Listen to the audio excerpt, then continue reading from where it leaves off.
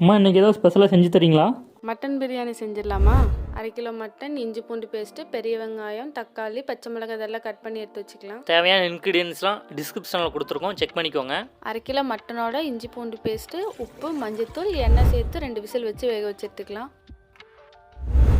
1/2 kilo basmati ரைஸை 1/4 மணி நேரம் ஊற வச்சு எடுத்துக்கலாம். அதிகமாக ஊற வச்சோன்னா அரிசி உடஞ்சிரும். வேக வச்ச மட்டன்லேருந்து சூப்பை தனியாக எடுத்து வச்சுக்கலாம். அது பிரியாணி கூட அப்புறமா சேர்த்துக்கலாம். அடுப்பில் பாத்திரத்தை வச்சு 50 ml நெய், அதோட கொஞ்சம் எண்ணெய் ஊற்றிக்கலாம். அதோட பிரியாணியில் சோம்பு, அன்னாச்சிப்பூ, கட் பண்ணி வச்ச பெரிய வெங்காயம், பச்சை மிளகாய் எல்லாம் சேர்த்து வணக்கிக்கலாம். வெங்காயம் பொன்னிறமாக வணங்கினதும் இஞ்சி பூண்டு பேஸ்ட் சேர்த்து அதோட பச்சை வாசனை போனதுக்கப்புறம் தக்காளி சேர்த்து நல்லா வணக்கிக்கோங்க.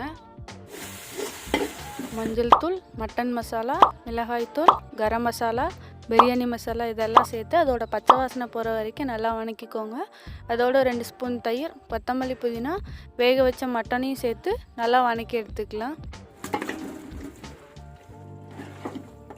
அதோட 1/4 மணி நேரம் ஊற வச்ச பாஸ்மதி அரிசி, கறி வேக வச்ச சூப்பு, 1/2 லெமன் சேர்த்து பிழிஞ்சு விட்டு அதோட கொத்தமல்லி, புதினா சேர்த்து மூடி வச்சு வேக வச்சுக்கலாம். பிரியாணி எப்படி வந்திருக்குன்னு பார்ட் 2ல பார்க்கலாம்.